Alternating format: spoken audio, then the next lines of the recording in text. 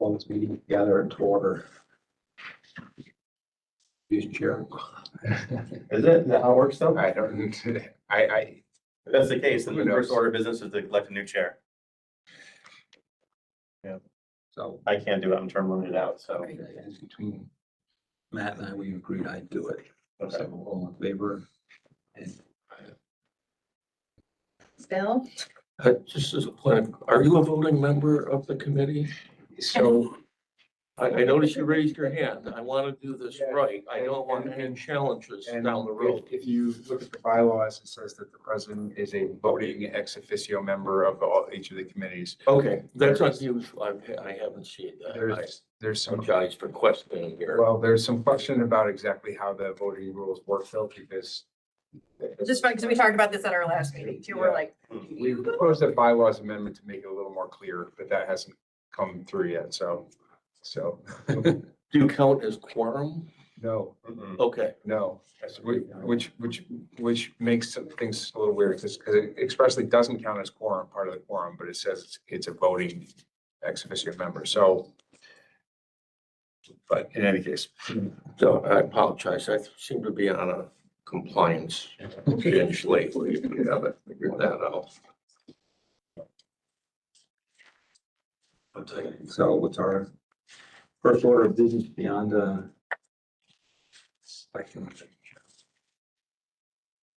well, there was an email that was sent around with some of the.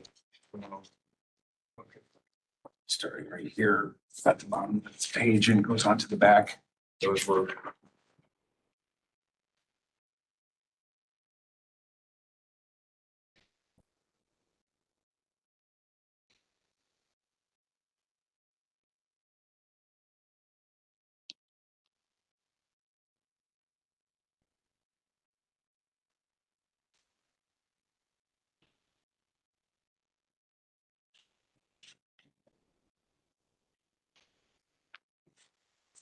What's the first one there? Checks for library performers.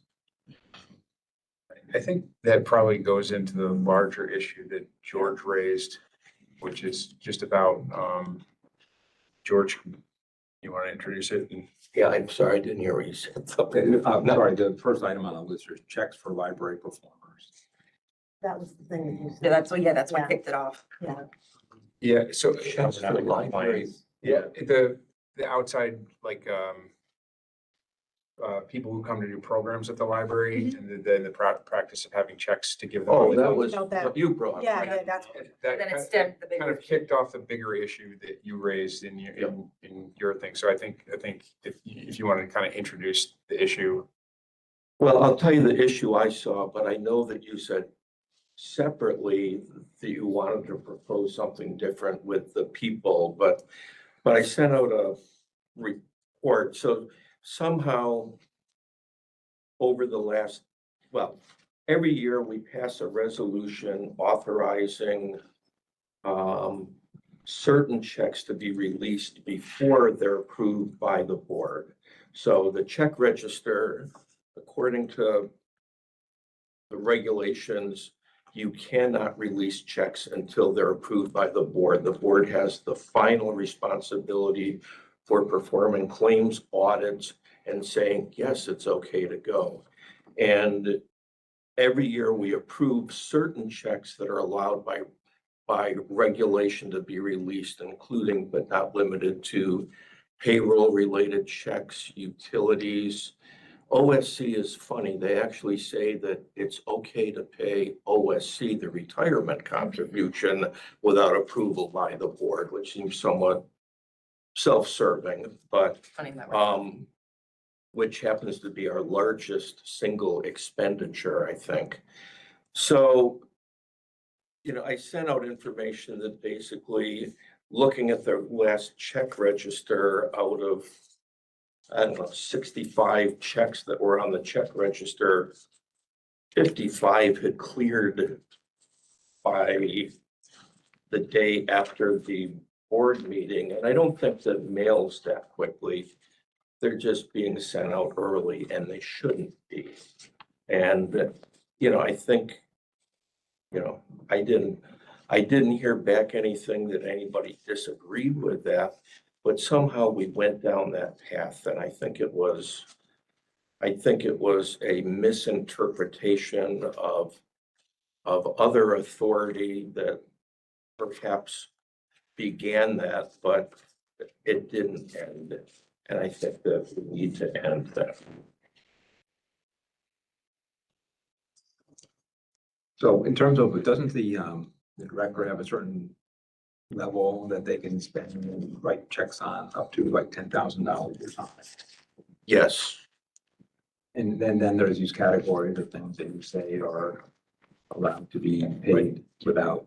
but when you say that the director has the authority to do that, that's not within the regulations. The regulations only allow certain things to be released, and the board can't bypass that and say, I know the regulations say that, but we'll also allow the director to release these other things. It's very narrow focused. It's in the memo that I sent out. There was quotes from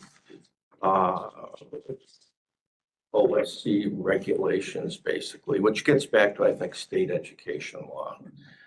So even if the board says, I know we have trouble with credit cards, it's okay to release those. I know we have problems with programs. And I've seen audit reports that basically say the organization released checks for programs. It's not of the nature that are allowed to be released without authorization of the board.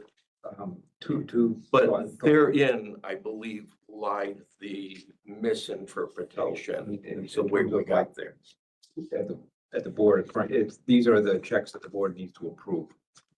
Right? I mean, they've been written, but they haven't been sent. Is that what it is? Well, the checks were sent. They were written and sent. I know, but without I'm saying board going approval. forward, I know what you're saying. From now on, you can write the check, but you can't send it until you got board approval. Yeah, Yeah, is that what release means? Like Yeah. putting it in the mail? That's the, yeah. And that's what we, like you said, we physically used to do that, where you'd sit, or Yeah. would sit there and actually physically sign them and. all the checks at the board At the meeting. board, and then they would be mailed out afterwards, yeah. I honestly don't remember why or how that changed. Did you guys? I don't remember. I don't know. I was trying to, I don't know. I don't know exactly when it changed or what, but yeah, I remember because it used to be that. the I remember board Norita just officers would be sitting there signing checks at the meeting and they would go After out. thoroughly reviewing them. Yeah. Well, the board would be voting on the check register and then one of the officers would be signing the checks. And then after the meeting was over, the checks could all be sent out. Because at one But- point when, I think his name was Tony, was the treasurer, I think you Yeah. guys met right before the board meeting. So it's like you had your finance meeting right before the board meeting, and then I think Tim Wiles and Norita, who was secretary at the time, like they would just sign, they were the two signers. And then when Tim wasn't available, I would do it. Right. I don't know when it stops. It just stopped though. Yeah. I remember Kathy doing it and whatever else. Yeah, Yeah. yeah, Kathy. I don't remember. So, So I don't know when we changed, because at one time, a board member, I believe, had to be one of the check signers. And then I think it changed so that the director and assistant director could sign. Correct. And at that point, I think we lost Control. Yeah. Thank you. I wanted to come up with something. No, that's what happened. We lost control. Maybe we shouldn't have done that to begin with, but I don't know. So, yeah. But as long as we're on the subject and, so the statistics were that there were some 64 checks worth $106,000. 12 of them were allowed by statute, and I actually missed one. There was a CSCA that I think I forgot to add in. So there's still 52 checks of $63,000 that were released that were not of the type allowed by law to be released. I guess the worst that could happen to us would be OSC would come in and say, wow, that's bad. And then the headline of their report would be checks sent without authorization of the board. And then they'd say, we looked at the checks and everything was okay, but they violated the law by doing that, which is, it is what it is. We just rewrite the check register so we got this category right. I mean, that's what we're gonna do is here are the checks that are So, pending to be sent out, to be approved, and here's the ones that we did send out that. fit the right, category. and that's what I suggested, is we break them out into the type allowed, by law. And what do we need to do to approve this? Do we need to vote on this or is this? I don't know. basically Well, I guess- I mean, it was never anything that was voted on to do in the first, but I think we just need to. Tighten up. The one thing that George mentioned is that there's, a reference, No, to, where was that? It's in like the resolution that we adopt annually to authorize the payment of certain things. It says in accordance with the claims approval procedure of the library. And the question is, do we have a defined claims approval procedure? I never read one, starting my job here. Because, I mean, I can check our caterer, but it does not sound clear. and, so we've passed a resolution that says the board shall approve claims prior to payment in accordance with the claims approval procedure of the library. And we don't really, I don't know if they meant there's a procedure or if they were just describing. yeah, The just action. informally, I don't just the know. practice, however what it is they that we were do doing. that, but it's kind of, maybe we need to a little better define what the process, should be. So I think there's two things I would say is one is we used to do it this way. So I think it probably makes sense to go back to having most of the checks or whatever checks we can go out after the board meeting, so they're not going out ahead of time. But the question is I know that there was concern that that's going to cause us some practical problems, that there are certain of our vendors and others or whatever that are expecting payment more quickly than that and are going to be on our case or not willing to, are there, for example, people that come to put on programs at the library that if we're not pay, they expect payment when they show up. And if it's not there, that's going to be a problem. They're going to say, well, I'm not willing to do this anymore. I'm not willing to, is that an issue? That could be an issue, but Well, that's why we raised it. But because I think you wondered- need to be looking forward, Would it be net 60? Is that what we're? I don't know what the board would, but the programmers are signing contracts with the librarians in that department that say they'll be paid. I raised it after we talked because I said, I think it warrants changing the contract, not saying we're going to and then not having do it upfront, say that we will pay you on this basis. So I think that requires, that's why I went to Natalie, I said, they would need to change their contract language. That would solve that, that could make them be, net Yeah. 30 or maybe net 60 because. Yeah, the other thing is how far ahead of these programs, like scheduled when they're contracted and scheduled, like if they're typically a month or more ahead or whatever. that's more than that. Yeah. Like, Some, at the beginning of some. the season, I get those emails about scheduling stuff, Yeah. Some, so. yeah. But there are some that, and we're working to get me the contracts sooner. Yeah. But for instance, what if I got a contract the day after the meeting and it was for a day before the next board meeting? Then that's why I thought net 30 might not always work. Yeah. Maybe we need to give more leeway to the program performers to be realistic for when they get paid. And that was sort of what I was thinking about.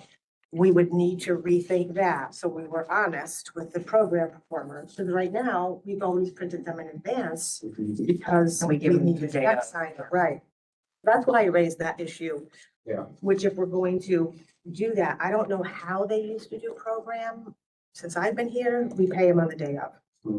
I don't know when you guys were doing that signing there, I don't know how it was being handled. Maybe that was a Yeah, change. to my knowledge, I mean, between that, the performers always got or vendors, whatever, they always got their check the day of the program. So I don't know. Which leads me to, when you used to do it that way, my question was, were there ever any exceptions that you appointed a board member? We both work in libraries where there was a check signer who could be available if something came up. Now, I'm not saying programs are. Weren't there instances where somebody had to come in to sign checks for specific reasons? Like I remember, right? Wasn't there times where, I want to say you're right, but I can't remember why. Yeah, I don't know. It was never me back then. We were doing that. So I don't recall or, I remember a lot of it was Norina yeah, you know. as secretary. But anyway, I mean, we can make that exception though. We did just, right? No. No. No, you're not supposed to. I No. mean, to me, If it was a But one if you have, year, two, if you have a performer scheduled, 6 weeks in advance, and it's gonna be a board meeting a long way, can't you just approve the payment? I Oh. mean, are you approving the writing of a check or are you approving the payment? you're approving writing the check and Release of the releasing check. it, which is why on here you have checks that haven't been cut yet. We'll get to that later, Yeah. but I don't always get them in advance. So I'm asking about the, what if it comes in between board meetings?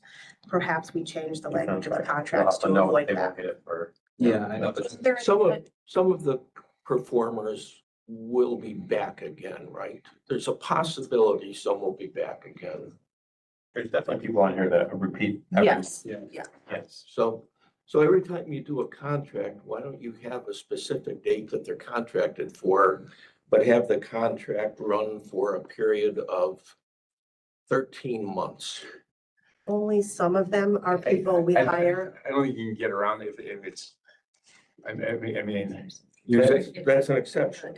Yeah. Awful contract for a But- period but- exceeding the contract 1 year. doesn't really exceed a year if, I mean, are you saying for somebody who's a regular performer that goes, Yeah, so you can contract them for? well, you're contracting for a certain time, but then if it comes up again, you would just have to agree that, oh, you'll come back on a date. Well, They don't really work that way. Like what they'll do is they'll hire someone that does a series in a season and it might be 4 in the season and then we're done.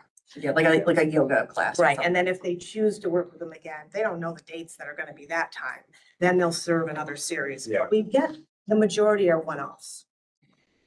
So but how far out are they? They're it usually, varies, it depends. okay. Sometimes I get one for December now, and sometimes I get one that is in 2 weeks.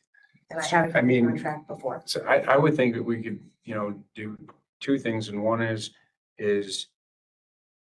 change the kind of standard contracts we're using so that it says, doesn't say payment will be on the date, it says payment within X days of their, just and to give us that buffer time.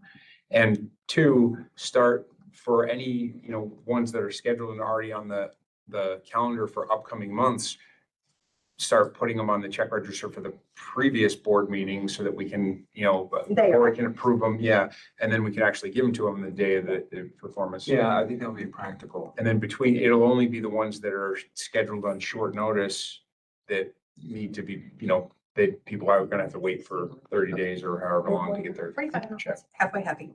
Depends. I don't know what the net is, but you'll have to decide with the program, the librarians, what it is that's reasonable. All right, let's bring that up at leadership on Thursday. Okay. The other ones that I just wondered, I forgot what our resolution says. I've worked places where they mention health insurance having to do with payroll and associated. I'm gonna probably be looking for some clarity. So for instance, Aflac invoice comes in after your last board meeting and it's due before your board meeting. But it's a payroll related expense. Is that, I just wanted to confirm that, because Yeah, to me but I it think- is. To me it is, but I want to make sure that I get. But I that. think we should sit down and be more specific and say Aflac, CSA, MVP, CDPHP. So One up anything that's a here that I deduction can't would be think part of of. payroll? Is that what we're? Well, they're not, yeah. This says that payroll withholdings are one of the things that doesn't count. And I would expand payroll withholding. I mean, when you pay CDPHP, it isn't all payroll withholdings, but it includes payroll withholdings. So And some people don't have any payroll withholding for their insurance. It's the plan they chose, so, yeah, I agree with you. Insurances, like I wondered about insurance, so and maybe like our business insurance, Mike, you came in and signed that. When it came in and when it was due, it was beforehand, and it's our business insurance policy, and it's like 55. Those are a no, and you're happy, and if that doesn't get paid, and that was one question, and we can go over those at a certain time. I also have some local businesses that are due upon receipt. They say they'll charge late fees, and I just wanted to, I would prefer to give you the examples of the ones that say that we're gonna incur something so that you're not surprised if when they bill us, they charge a late fee. I would certainly wait and do it at the meeting, but I'd like you to be aware of some of those and see if it's, if that's okay.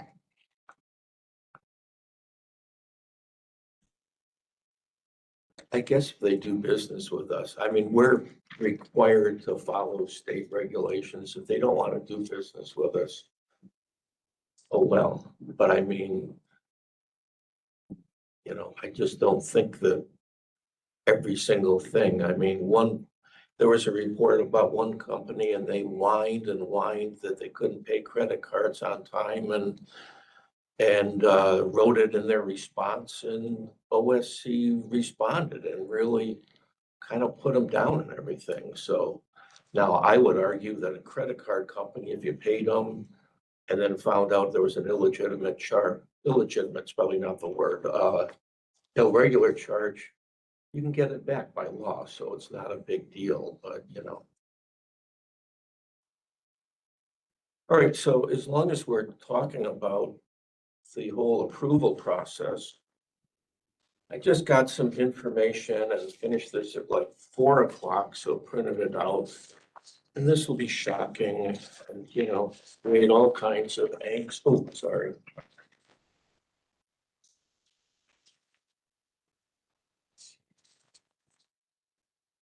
The printer isn't as nice as the libraries.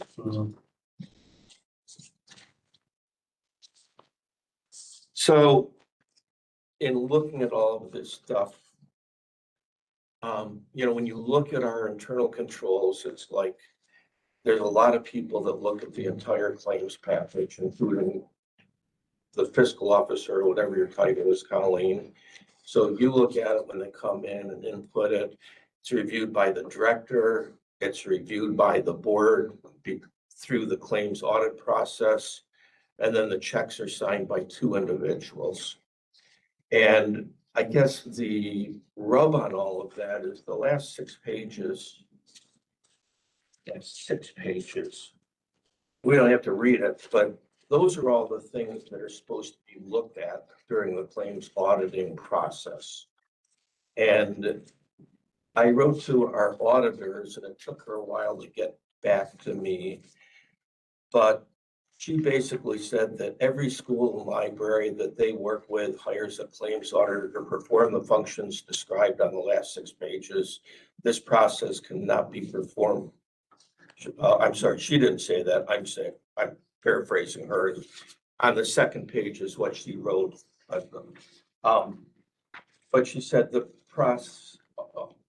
process can't be performed by a single board member. It has to be the collective board. It can't be performed by me. And, every school and library she works with uses an independent claims auditor that reports directly to the board. And I didn't write anything critical of our process, but essentially when I described what our process is, she said, yeah, that wouldn't fly with the Office of the State Controller if they looked at it, what we do. I mean, we don't do any of these things. We look at it and somebody complains that the aquarium bill seems high. I say, well, my grandsons like it, so, don't complain about it. And that's about the extent of the review. So my recommendation would be that management, I like to refer to you as management. It's just like one of those auditor type things. Look into the schools, the school district to see who they use. Check with Jill to see what libraries she's familiar with, and we look into that, because I don't think that we're doing what we should do, and we don't come close to reviewing all of those things. We also talked, and Colleen, you and I had a discussion, but basically in what's supposed to be looked at is proof of delivery, packing slips, and things like that. I would also suggest that we go back so that the checks are signed by at least 1 board member after the meeting. And she did say that whoever signs the checks, they should have the physical documents there, not just available electronically. There should be a package that has everything that the check signer can look at.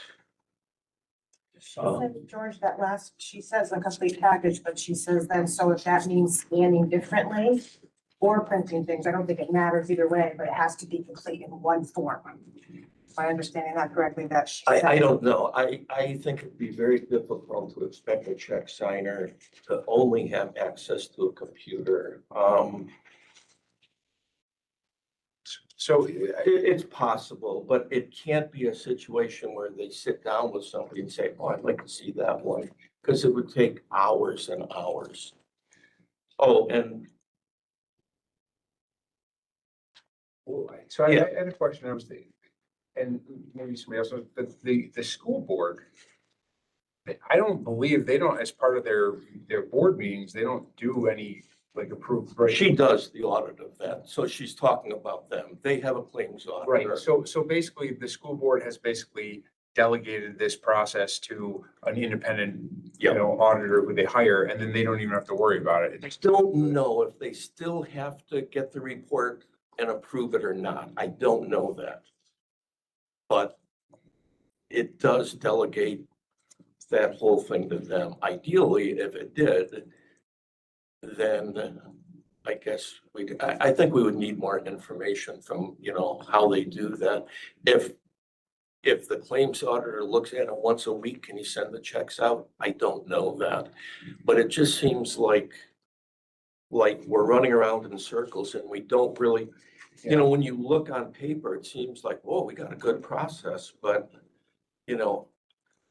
I will tell you that I don't. Well, I remember the first time I started signing checks at Albany Medical Center. I mean, it was the assistant controller, and I asked the guy, what do you have to look at? He said, just randomly look at it, every once in a while do this and that and everything, and I did.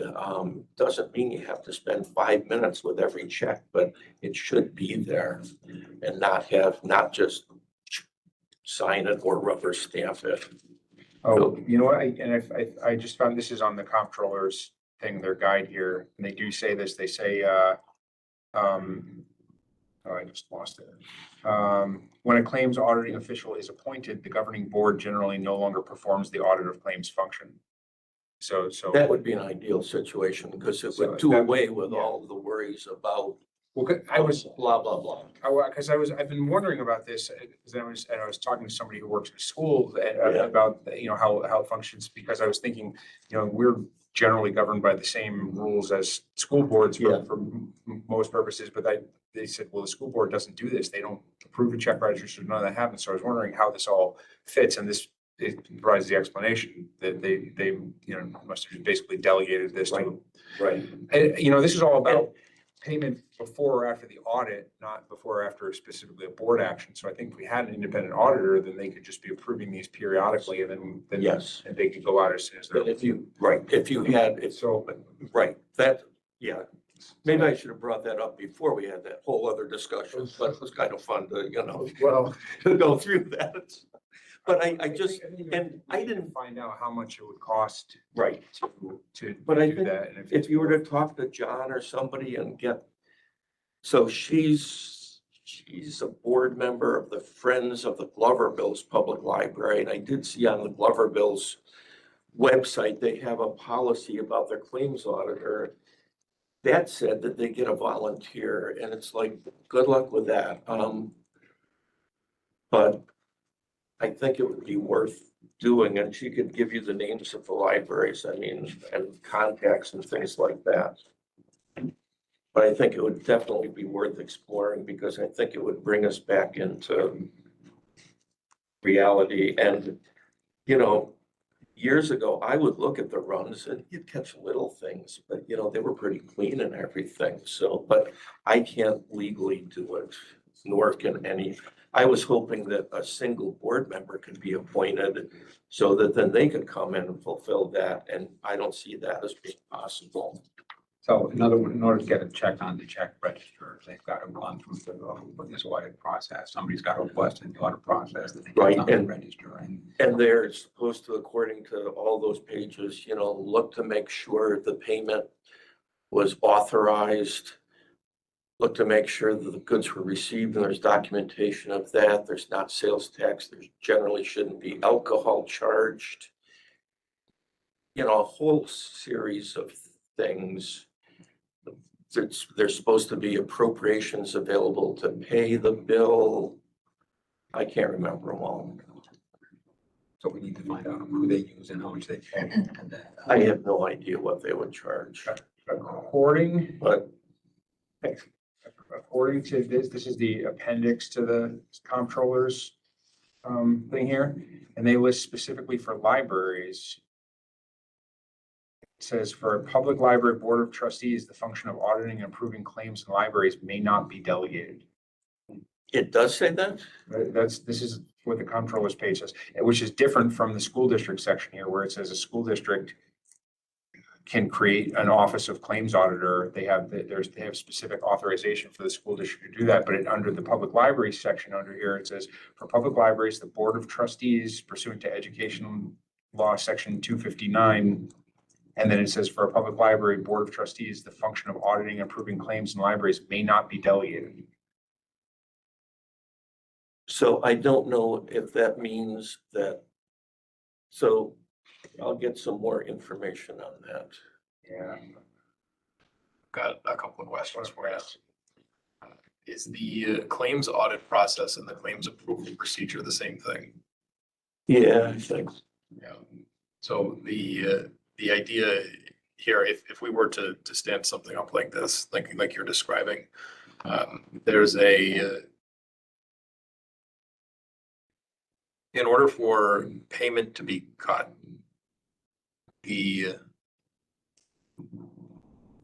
that transaction has to be audited, correct? Yes. Okay, and that's the claims audit It's process, what the, like yeah, via the claims audit process. So when we speak about a claim in this way, it's to say we owe somebody money. Yeah. Right, okay. yeah, So we have one question about contracts and timeliness in making payment, right? Pre-approval, post 60 days, et cetera. That's one piece of this that belongs in the procedure. On the claims audit process side of the house, there's a vetting that the payment being authorized meets the criteria stood up by OSC. Correct? for exclusion from the, Or from that the board. the Oh, process, not the exclusion, okay, right? But that the claims audit process is like somebody needs to sit down and look at what has been received and verify that we had the money for it, that we received what we said we were going to receive, that we didn't pay tax on it, that all this happened, right? This is the claims audit process. yeah, Yeah, okay. So this claims audit process happens before the board votes to approve a check being sent. well, it currently happens by the board Right, because, well, it should be, right, in an ideal world. yes, if it's allowed, Okay, and I had not caught what Mike caught before. So the board wouldn't have to approve it if we had an And- audit process in place. And in fact, when you look at what's that handbook, the library trustees handbook, it says that most places appoint a claims auditor, so, We'll have to figure that out then. Yeah. I'm just telling and I'm you, not like, disputing it says that, Yeah. and I think it's the problem, but I'm looking right here at this is the appendix. And it had a table here and it says the type of locality, they have school district, and they have some various other ones. and in my mind, Libraries. looking at all those things isn't really a group project by the board. I mean, it's like, Yeah. that just seems impossible. I mean, it's like, what do? Pass them all around and everybody says, oh yeah, I see that. Oh yeah, I see that. that's something that needs to come out of this committee. What, Is that something that needs to come out of this committee, the review? the audit? Like the audit process that, It can't. It has to be done by the board or if allowed, a claims auditor. I've seen reports that, they delegate it to one or two people and OSC says, can't delegate it to one or two board members. You can only, the entire board has to do it. And the auditor has never seen that because everything she uses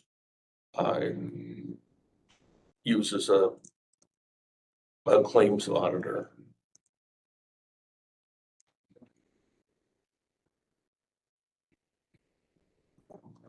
Tony, you said that the board wouldn't have to approve, wouldn't have to vote on the check register if we had this. If we're the claims auditor, right? We're the claims auditor, it absolves us from any kind of auditing.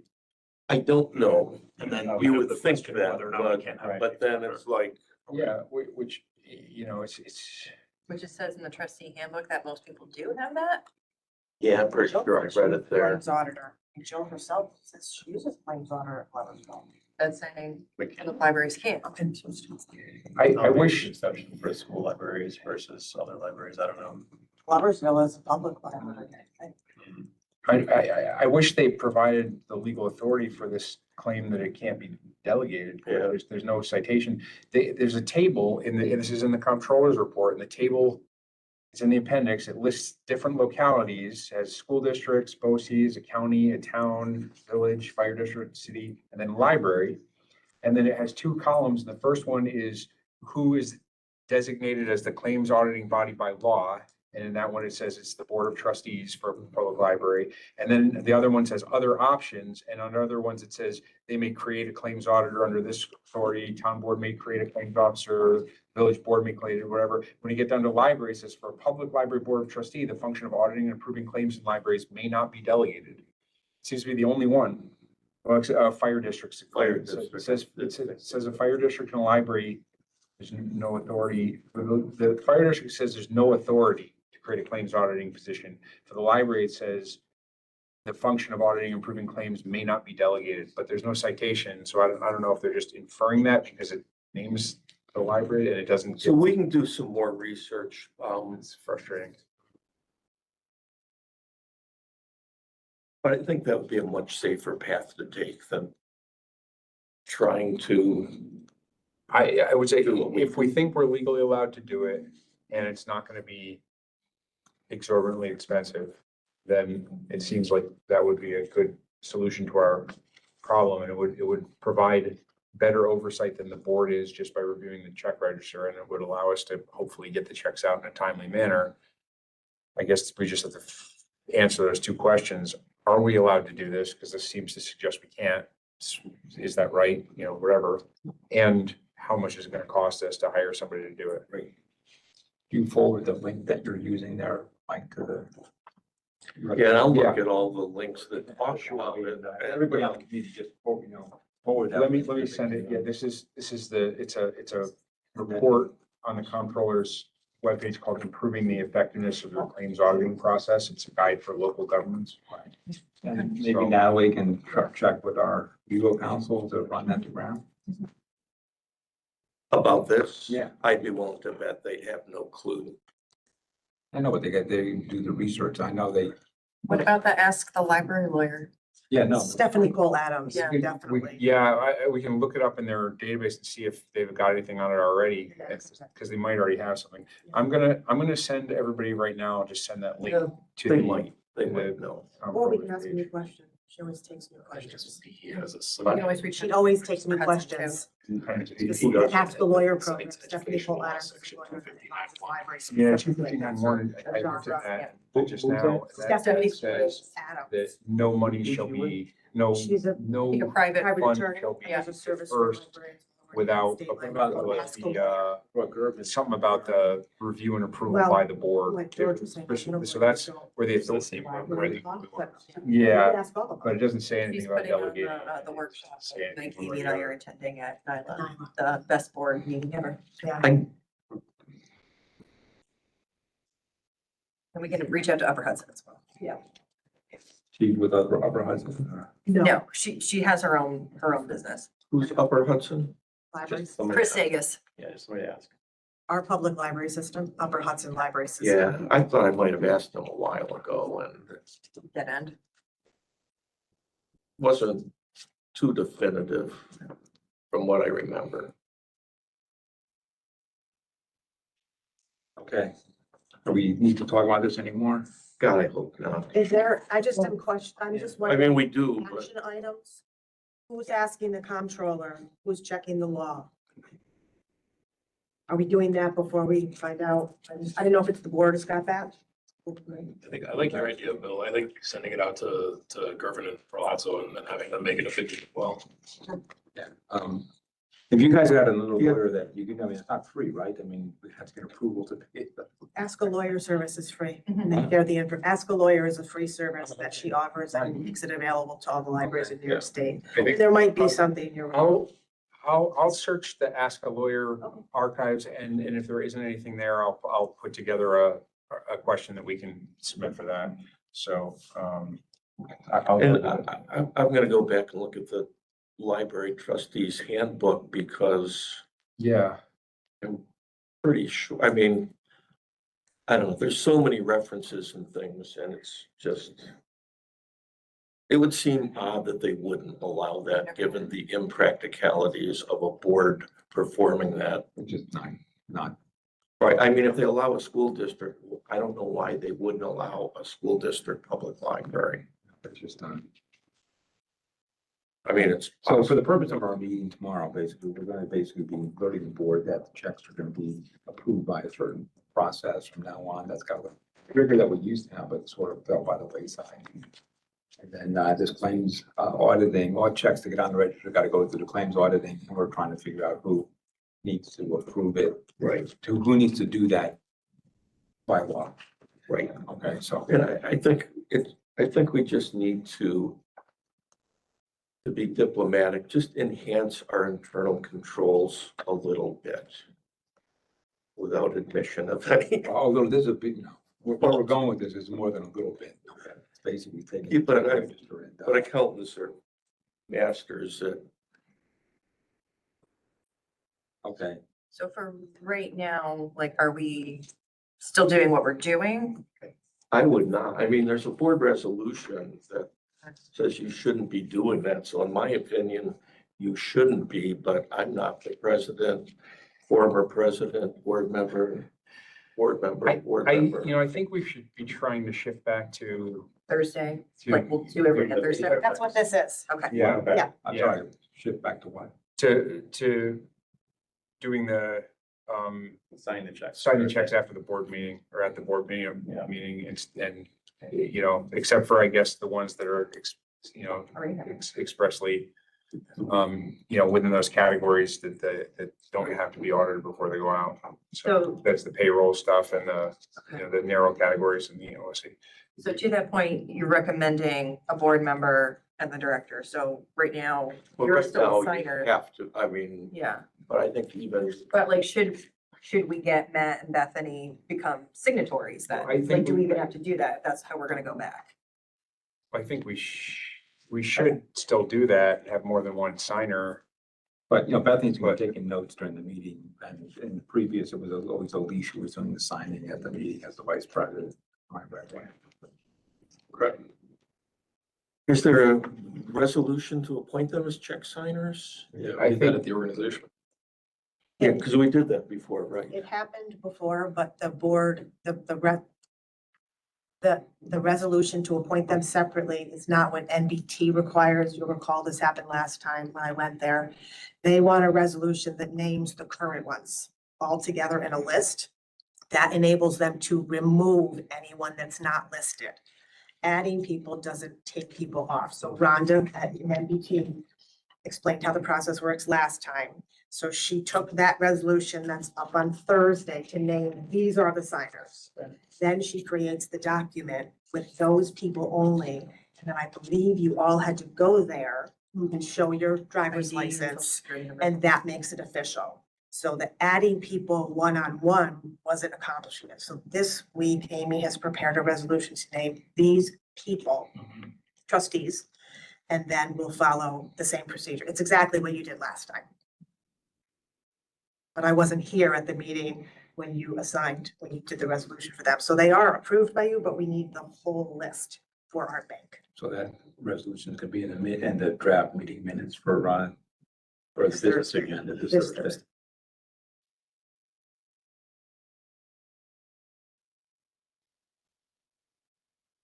And I may add, while you are researching it, I may ask questions, like I know contracts is one of them stated in the handbook. And sometimes I'm not sure about if something is a contract because you said it has to be 13 months. So Well, I it's might, supposed to I be- might shoot a question and ask But I if I'm think, not that- sure. I mean, we have a long-term obligation, for example, to the retirees. Yeah, oh, yes, that, So I guess that I counts. think would be Sure. covered under that. yeah. There might be some lease payments that are under a contract for more than a year. Equipment things, maybe. I just might shoot some questions. if I'm not sure. Do you want to look at the financial statements? Well, we probably should, right? We're gonna do. Right, way too early for the 6:30 meeting. Oh, you have a 6:30 meeting? It's fine. I'm along for the ride now. Can start with many books. Okay, so the financial statements are attached, but on the first page, I just described some of the variances and some of the things that I'm seeing. You want a copy to you? I'm just listening. It's in. exciting as heck. This is not one of those unremarkable ones. This is deep. So Colleen sent me some stuff, and what I did before I did July financial statements is I went back and looked at June. And I figured out that at whatever, the last board meeting, we presented net income of $440,000, $447.52. And currently, as of 8/17, whenever that is, it was 398.32, or a decrease of 49,920. Where are you at? Oh, Say the second to last page. Yeah, These two. Yes, those two go together. Our stapler was dangerous, so we didn't staple because it would have. And crunchy. Yeah. so in my mind, it's like, well, why did it change? Because that seems like a fairly good change.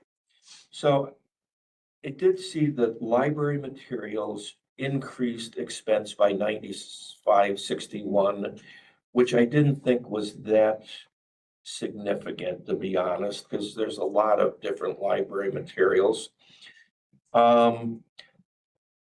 But consulting fees, so we received an invoice for Butler Rowland Mays. We received a Butler Rowland Mays, our architect, invoice for billing through June 12th, 2026.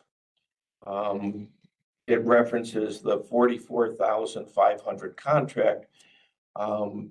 And since I'm into this mode now of looking at the OSC, it says, well, was it approved? And it was approved on July 17th, 2026. But then it bothered me that I guess we spent 23,363 6 weeks before a contract was approved. So I don't know if that meets our approval.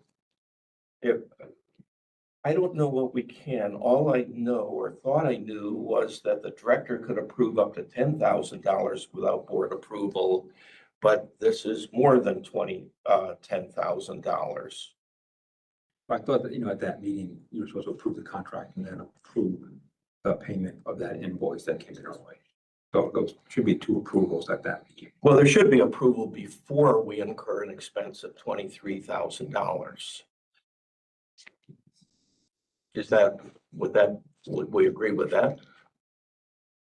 The Yeah. board typically approves things before we commit to them. They basically just got out of step with where we were with the change of leadership that we had. They had done their work and submitted their version of the contract with an invoice for now pay me. And so they could have, we talked about having them reissue the contract and then reissue the invoice, but they didn't do it. They just kept the original one and wanted to get paid. So,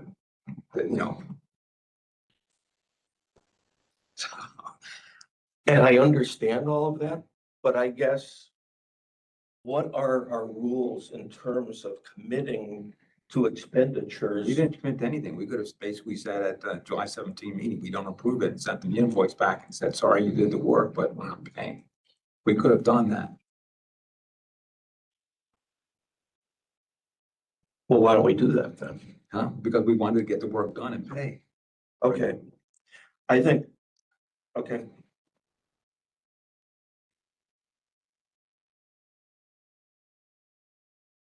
So the architect just would have thrown in $23,000 worth of services. Exactly. They got out of step with where we were when we had the Okay. change of leadership. I mean, they were all set to go, but we weren't. They had done all the work. But they thought that, at the time that, we were gonna have the contract approved in May. But because of the leadership change and the breakdowns that we had as an organization of getting that done, it just didn't get approved until the July meeting. But they had done the work. They got out in front of themselves on it. But you couldn't undo that. They did it. You couldn't undo it. Okay.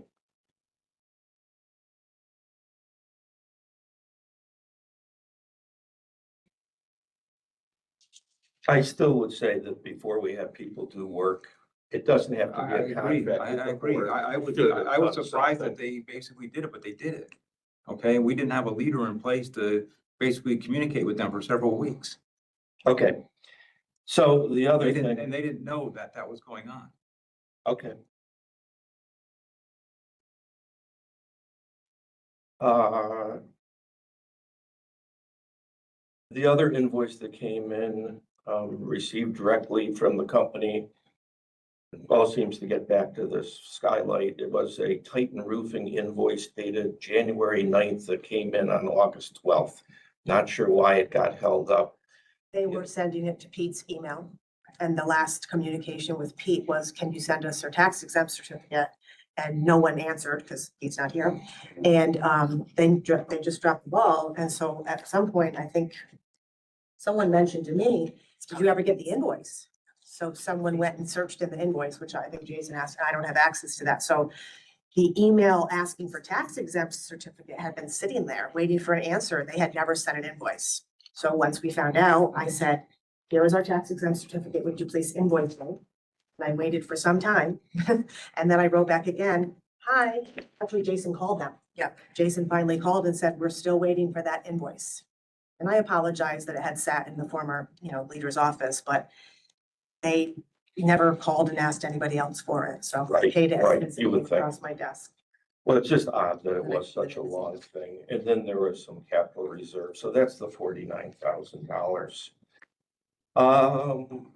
The 23,000 hidden consulting fees, so we're gonna have to decide if you need to do a budget amendment for it, and I would recommend, again, I've done it twice, that we come up with a budget modification process, because we're kind of making it up as we go along, which I don't always feel comfortable with. It's probably my back. Although if you looked at the mess I have at my house, you wouldn't believe that I'm organized. In terms of the actual financial statements, we're favorable on salaries and wages. I pointed out there's 3 pay periods, so that variance of almost 18,000 in a normal month would be about 10,000. So it probably extrapolates out to about 125,000 favorable at this point. Fringes and benefits are proportionate. That's a good sign. It's not always exactly that way. Just at the bottom of the page is just information. None of this has been recorded other than last year, but for the retirement contribution, it shows the actual in the budget and the variance from last year. We were nervous that the retirement would go way up, so we increased the budget. So we got a published estimated invoice, and it appears that will be about $49,000 favorable on that. Library materials and a bunch of things, basically. There were a lot of annual subscriptions that got put into July. And, I don't know what we did last year. We may have just missed them and left them in June when the invoices came. I mean, sometimes they're dated in June, but there was almost $11,000. There's also the credit card, which is mostly library materials, but at this point it hasn't been categorized, so we defaulted into library materials. So it might be a little bit less, but the fact is, we're about 25,000 unfavorable on library materials. Part of that is because when I spread the budget, we try to do it on last year's history, and it's usually low in July. And, you know, I looked at a few invoices that were pretty large. Natalie, I don't know, do you sense that? So when I looked at invoices, it bills us and it tells us when the purchase order was. It gives the date of the purchase order. Do you think there's delays in them shipping things? And maybe things are getting slowed down a little bit, so, you know, they're pushing in later now? If it's Ingram, I would say yes. Yeah, Ingram's who I looked Okay, at. yeah. So some of that may just be delays in getting it in. That was my guess. Mhm. And as well as on, perhaps why those library materials, it got pushed back into last year.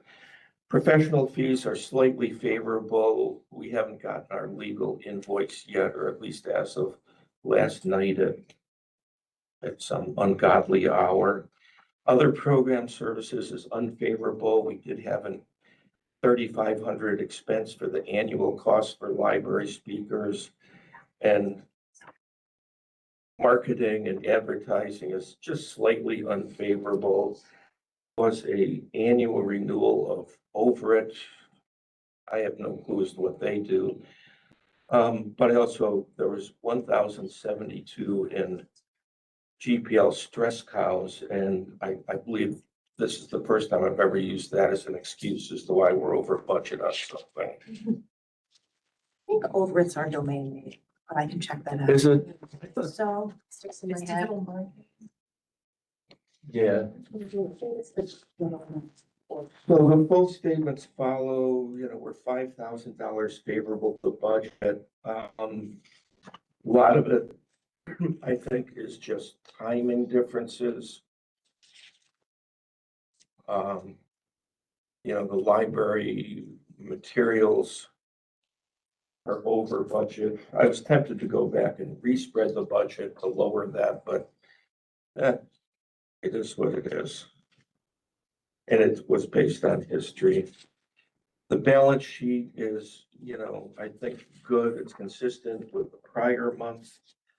When you look at June, so June has been restated from what was presented before because now it represents that additional $50,000 in expenses, which impacts accounts payable and net assets. We do have 3,433,000 in unrestricted net assets. You know, again, our surplus last year was about 8-point-something% of the tax levy. And in terms of going forward, you know, the budget to October, we have budgeted expenses of 1,344,676 that we will need the cash for. We do have in the Intrify account 3,309,000. So one would think that we have more than enough cash to handle all of the expenses till the tax levy comes in.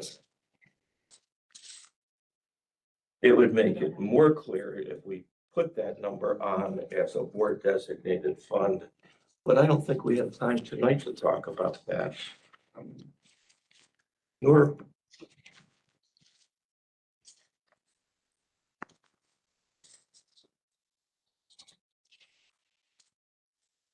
any questions on that?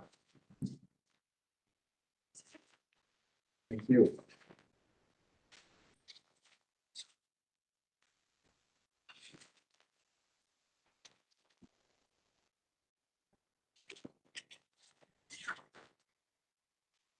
Maybe the checks were now to sign on Thursday. Yeah.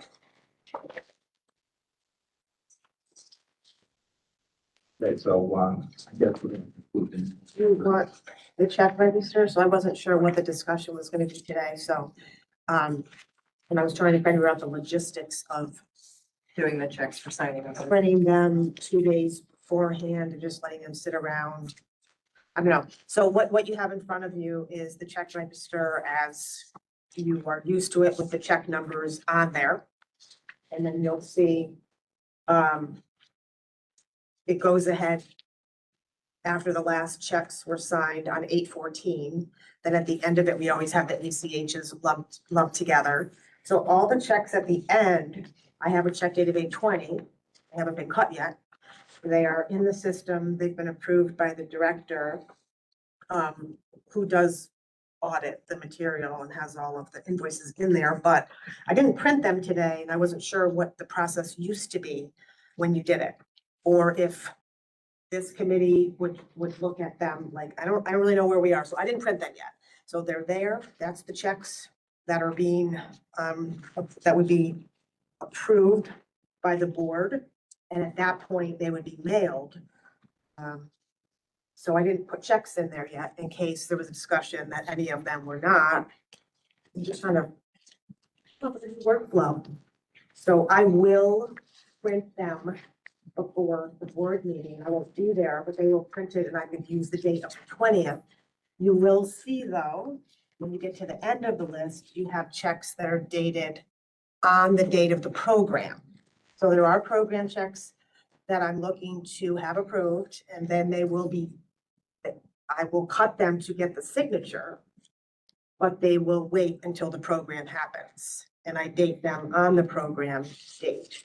So that's why you have some that are ahead, but I did exactly that. I put all the ones that would need to be approved that I have in my office before the next board meeting. If something happens, if one comes in after that, then decide what we're doing about that. So I didn't know if I should start printing them beforehand, and we can talk about it another time, print them, bring them here, have someone look at them, hold them for a couple days, but date them the 20th. Just trying to come up with a workflow that works for you. That is all that will be on there, so we don't anticipate any more.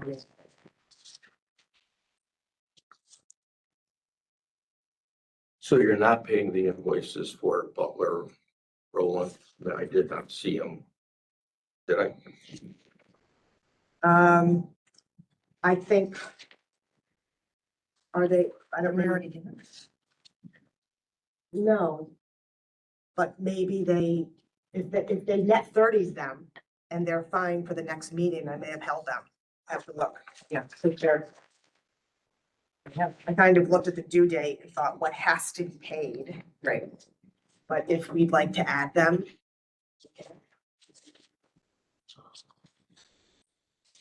Well, I would definitely pay them. What's that? I don't think that, it wouldn't meet the qualifications because we don't have the appropriations for it. So until you figure that Well, out, I was gonna present the budget. That's part of the thing is I would have to But- present a budget amendment.